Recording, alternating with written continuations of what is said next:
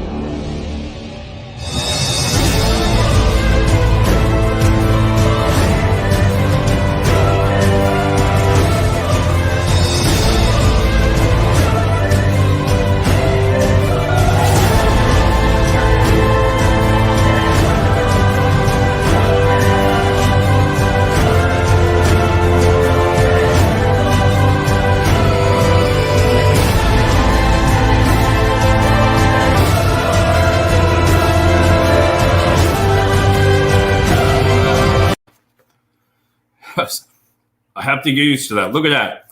Alberto, how the hell have you been? You're going to love this discussion because I love it. I try not to laugh about it, but exit interviews, and I'm going to be serious also, but that and non-competes. And again, I'm going to be serious about it, but Alberto, hope everything's going well. I haven't seen you. So today I want to talk to you about one of the great things that working for corporates is your exit interview. Normally after you either get terminated or you leave, they have you do this. And I'm going to do mine right now. Okay. From a long time ago. And it's pretty good. It's only a couple pages. So a lot of people don't even complete the exit interviews because listen, I don't even really believe that a lot of people even read it. If they're not going to do something about it, there's nothing, especially when it's not your fault, because there's two sides of the story. One, with the employer could be doing things wrong, and same thing with the candidates that they could, maybe they've done something wrong and, they got terminated for a good reason. There's a lot of different things, but when you resign from a company, it's a lot of stress. And then they send this off to you, and I don't think it really matters because I never did it. And even if I did do it, I don't really believe some of the companies change. Now, some of them will, a couple pages. Here it is. Now, it's pretty good. So naturally, you have to fill out your name, branch, last day worked, your ending salary, and your supervisor's name. I'm not going to go there. Start date. I don't even remember when I started. So some of these are something. This was an exit interview. Reason for leaving. Please check your top 3 reasons. Dislike type of work. Okay, wonder what they're going to learn from that. Return to school. Okay. Amount of work too great. Good luck with that one. Hours. If your salary, good luck with that one. Your pay. There's another one. Good luck with that one. Whether you're underpaid or overpaid. Benefits. That's normal. But if you've been with a company for a couple of years, that really wouldn't have anything to do with it. Lack of recognition. Maybe you're not getting promoted. Other people coming in working. That happens too a lot, and that's what makes people leave. Lack of advancement. There again, do I check that box? I don't know. For self-employment, if you're starting a new business, I think that's great. Quality of supervision. Sorry, it's a lot. Conflict with supervisor. If you check that, listen, I'm just saying it respectively. I love this discussion because a lot of people won't do it. And if you have a conflict with supervisor and you click that, if I was to check that, what do you think that does? Does an HR director, there is great HR directors out there. Trust me, I know a lot of them. And then there's some, they still scare the hell out of you. Conflict with coworker. All right, Alberto, how do you like that? Family circumstances, that one, I could see because with everything even going on now, but driving distance, this goes on and on. Relocation. All right, so if you left and involuntarily, oh, that's my favorite. I like the sunshine, involuntary or other. All right, so that's your reasons for leaving. So I'd want to check, I don't know, a couple of these, right? Now, please explain what initially prompted you to seek other employment. All right, new job information. So if I was to say, since the new boss or the new regional director started, that's when I started to look for another job, but that's the truth. But I don't know if I put that down there if they really care. It doesn't matter because that's when it all did start. It just took, all it takes in your career is one bad boss. You could have the best career, 8, 9, 10 years working on that, right? Never been written up. Everything's been really well. And then one bad boss comes in and he has his vision or she and takes everything away, changes everything. And then that's what some of the things that happen. So how long have you been thinking about leaving? 1 month or less. Sorry, 1 to 5 months or more than 5 months. Whew, that's okay. So what would it matter if you check that out? I have no clue. And this is serious. This is what it is. Please answer questions 1 through 7 utilizing the scale below. Now you got to love these. And again, this is where you decide, do you do an exit interview? I didn't do it. I don't believe, because no matter what, and there's two sides of the stories, so don't get me wrong here, respectively. I didn't believe in this because no matter what I put on there, I know that they didn't want me there anymore. I knew that. And that's just being honest. I'm just telling you, they knew that they knew that I didn't trust them also. I knew this. That's why I didn't want to fill this out, because I will tell anybody why I left the company. I don't think there's something wrong with it. I think it's the way you word it, the way you want to word why you're leaving.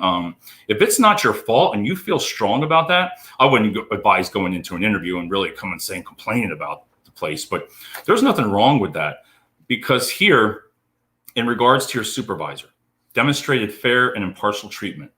Please choose an option. Oof. Provided recognition on the job. Please choose an option. 1, never. 2, sometimes. 3, usually. 5, always. It seems like this is one of those skill tests that they put out to you for your personality. Developed cooperation and teamwork. All right, choose an option. Resolve complaints and problems. This is pretty good for an exit interview. And again, I love talking about this because a lot of people are in these positions, and what do you do? Do you give up? Do you leave? Do you be honest with your company? When you do fill these out, do you feel that if somebody was to call the company and discuss how was that employee for review? When somebody calls in for a reference, majority of the companies don't get involved with that because it's just not something you want to do, because if you say the wrong thing and the candidate finds out, that's not right either, because they can't assume why you left. That's the whole thing about these exit interviews. Now, again, it's not that I don't believe in them, but I just wish companies would do something with them. Because here's another one: follow company policies and procedures. Please check 1 through 7. This is your life. Okay, so I never followed them. Sometimes I did, usually. Do you know what I mean? This is your life. You're writing down. And this person that I would have sent this back to never would have read it. No, they never would have read this one bit. It would have just been like this, toss it to the side. And that's just part of corporate world. Next one, please answer us 8 through 17 using the scale below. 4 being 1, 2 fair, 3 good, 5 excellent. Cooperation and communication with your branch department. All right. Cooperation and communication with the company as a whole. What do you put for that? Your new hire orientation with human resources. I don't even remember. I don't even remember if they had to have done that.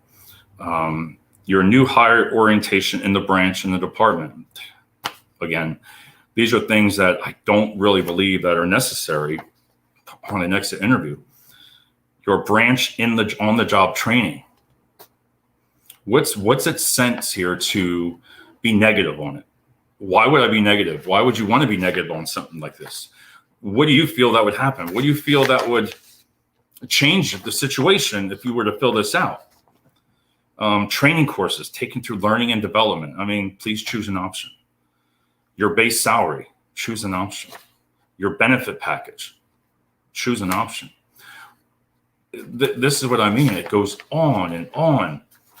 And then, was your workload usually too great, about right, too light, and then you wrote your comments?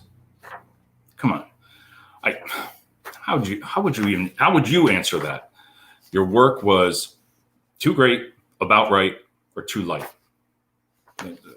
When I look at this thing, I kind of get irritated at it, because again, there's two sides of the stories. But when you get something silly, this is silly. It's just garbage. The way this is written, this is like for a child that you're doing here, like you're in kindergarten. Comment section.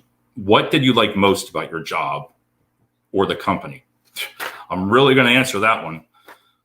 What did you like least about your job? So there's where you go negative. So if you go positive, then you go negative. I still don't understand how this is relevant on the next interview.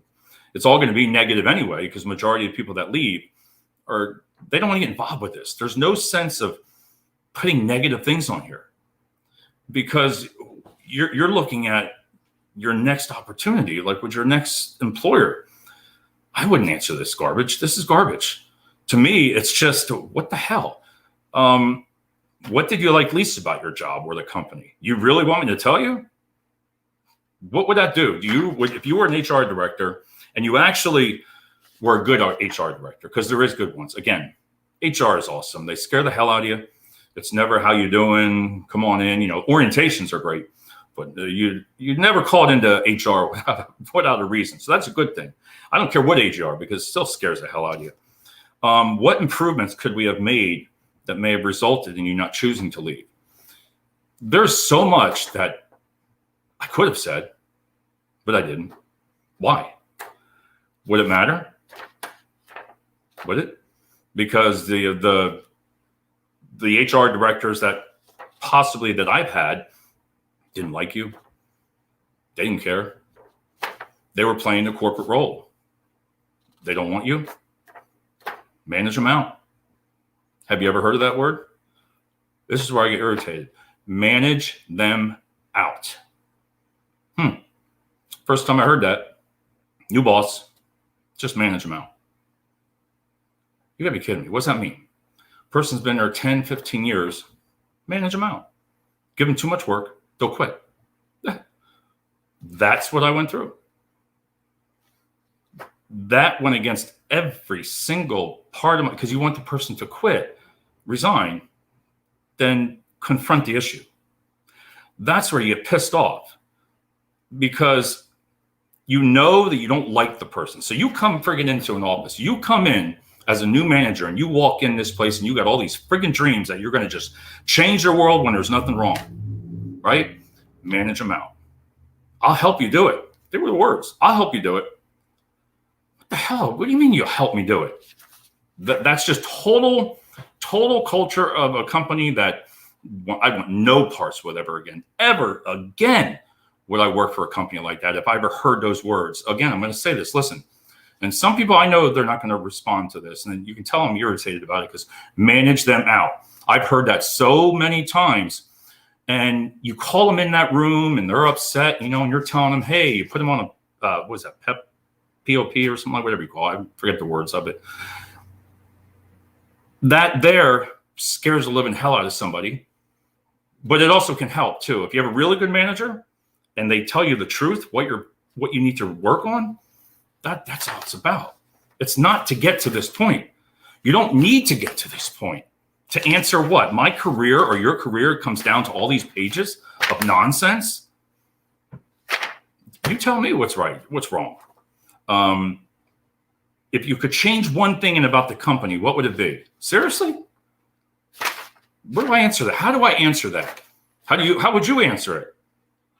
If you could change one thing, get rid of one person. Is it going to matter? You resigned. You worked hard. You didn't want to get fired. You were like, oh, hell no. So you quit. And everybody thinks that's the right thing to do. Right? But when you see, would you consider returning? If so, under what circumstances? I would really like to ask that question to my former company. What would you say? Would you hire me back? Never written up? One bad boss? What do you do? How would you answer that one? I wouldn't. What's it matter when you put all these questions and at the end of the day, you're gone? Manage them out. They're the words.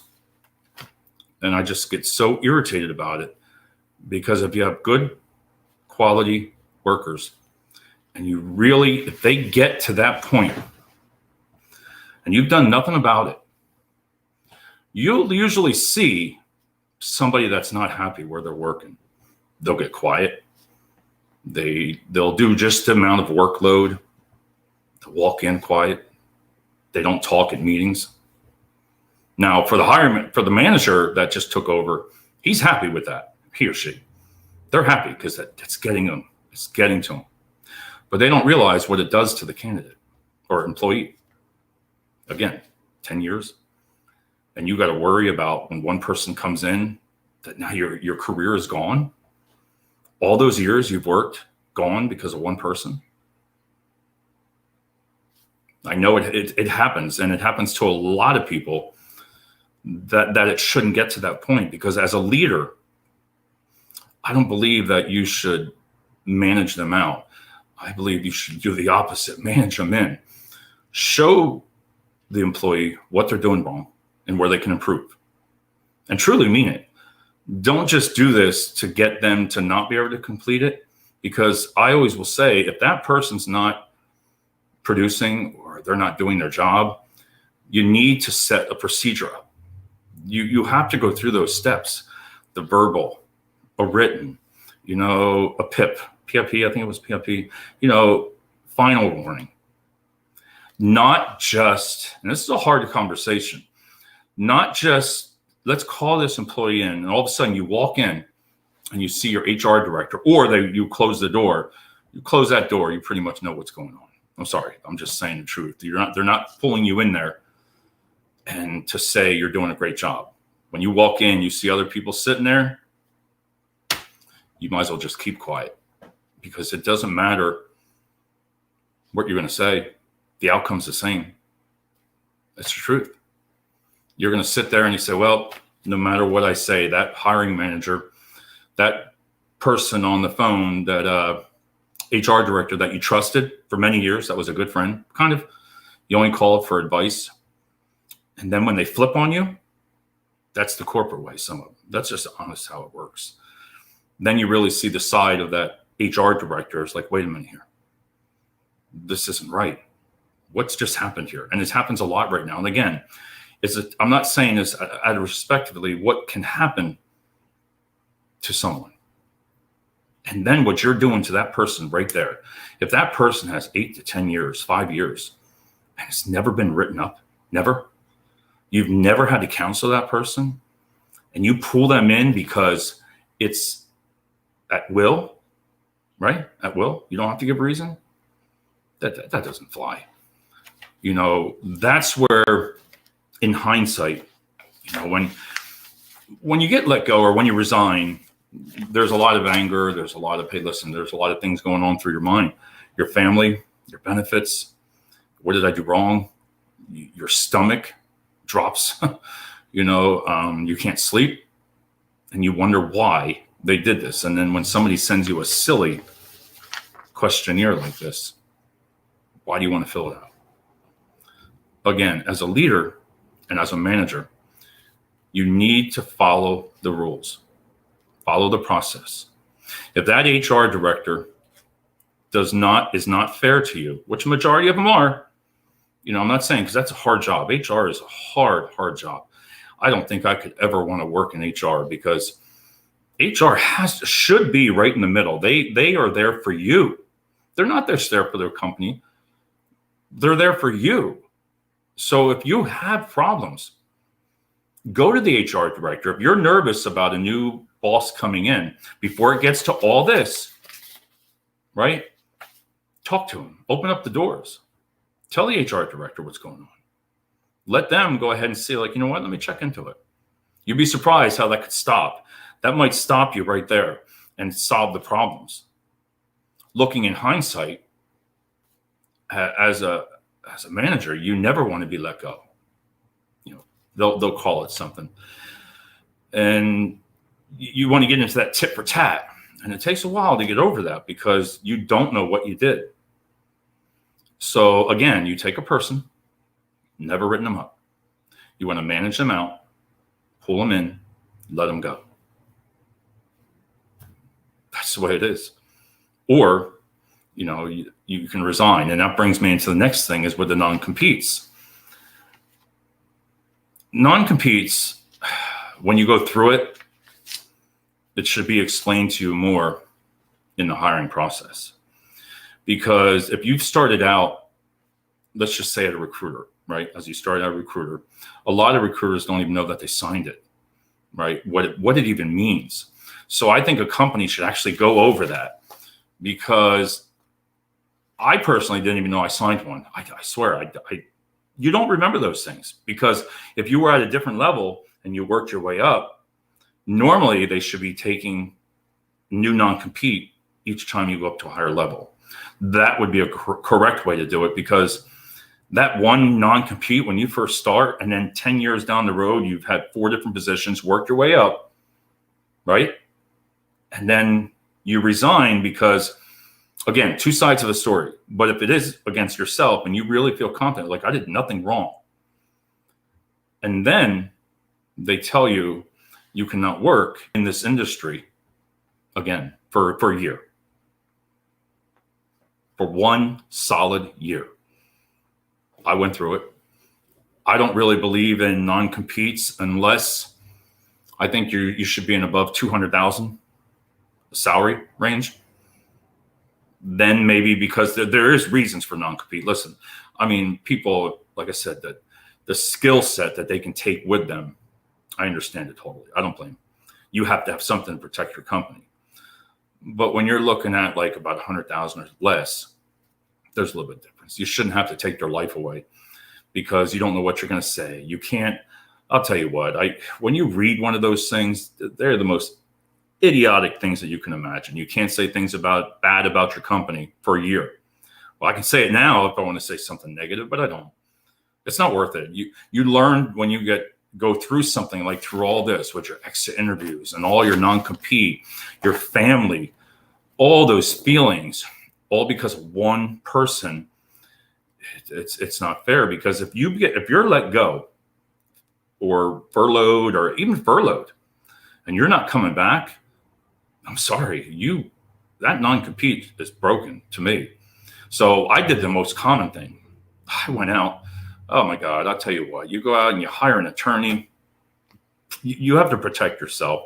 Hired an attorney, representation, and then you pay this money for them to look over it. And they see things that aren't written right. They can tell who wrote, if it's professional or not, if it's even binding. You spend all that money, and for what? Nothing. You spend it all for nothing. Because if you're not, listen, if I was, that will never, ever, ever happen again. If I was let go, or if I did something wrong that wasn't right, I'm going to do something. I'm going to go to work. I got to make a living, and everybody else has to make a living, because right now, being furloughed, a lot of candidates are in that boat, being salary. You don't usually have it for an hourly rate, but for salary, you're binded in there. And let me tell you, when you read one of those things that you can't go into doing something that you just did for 10 years and staffing, and if you're not going up VP or level, but if you're at a branch manager level, Listen, there's no way that you can stop that person, because in Pennsylvania, you do your research on it. A lot of them don't even want to get involved with it because it's not fair. You're taking the livelihood away from a candidate or an employee that was no fault of their own, right? And punishing them because you can't go to work in another staffing industry. Sorry, it should not get to that, and it should not get to this. You shouldn't have to do the exit interview for no reason unless you've had a procedure all the way up. That procedure is all the way up and documented. Then you can sit there and say, well, you know what? It was my fault. I wasn't producing, but if you had problems, that's what you need to do, is step up and talk to your manager about. If you're experiencing a lot of problems right now, listen, now's the time to talk to your manager. Don't be afraid. You're not going to lose your job if he's any type of a leader or her, HR. If they're leaders and they really know, again, I go back to HR, they're not your enemy. They're there for you. They're there for your protection, because once you get HR involved, everybody doesn't want to do that because they find the truth. And any good HR director will stand up for it. They have nothing to lose. They're there to protect the company, but also to protect you. But if you don't go to your HR director or your manager, because if you're afraid of your manager and you go to HR, that's okay. There's nothing wrong with that. Here's one. Daniel, yep, this is great info. I wish I had it years ago. Thanks for caring and sharing. Thanks, Daniel. And you'll learn as you go up that ladder that maybe it wasn't your fault.